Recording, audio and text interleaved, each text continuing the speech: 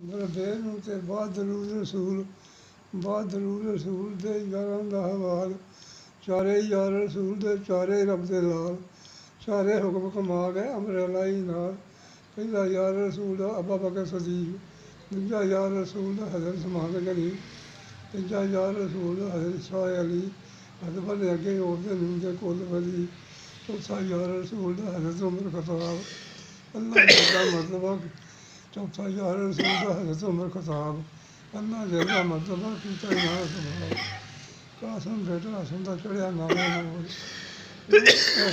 ਰੋਣ ਮਾਵਾਂ ਦਾਦੀਆਂ ਭੈਣਾਂ ਕਰਤਨ ਨਾਲ, ਸੁਣ ਫਰਜ਼ੰਦਾ ਮੇਰੇ ਜੰਗ ਨਾ ਹੋ ਸ਼ਹੀਦ, ਭਾਈ ਤੇਰੇ ਵਾਸਤੇ ਕਰ ਗਿਆ ਤਕੀਦ। ਰੋ ਰੋ ਕਾਜ਼ਮ ਆਵੇਦਾ ਚਾਚੇ ਨੂੰ ਵਾਲ, ਤੇਰੇ ਬਾਜ਼ੂ ਦੱਸਾਂ ਸਾਡਾ ਜੀਵਨ ਮਾਲ। ਨਵੇਂ ਤਾਜੋ ਤੇ 10ਵੇਂ ਤਾਜੇ ਮਾਲ ਸ਼ਹੀਦ ਹੋ ਗਿਆ।